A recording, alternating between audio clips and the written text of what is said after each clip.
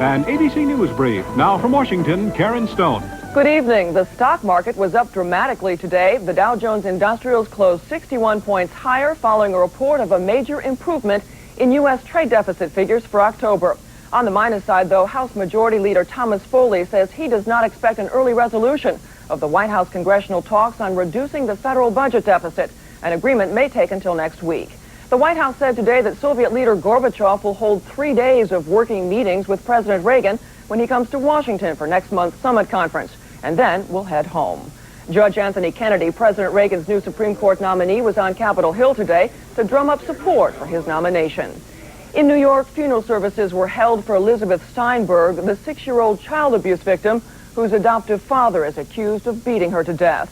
And some happier news from Beijing, the opening of mainland China's first American fast food restaurant. And later on Nightline, how can anyone pay more than $50 million for a painting and feel they got their money's worth? Ted Koppel's guests include the North American chairman of Sotheby's, whose auction of Van Gogh's irises has set a new world record price. That's News Brief. More news later.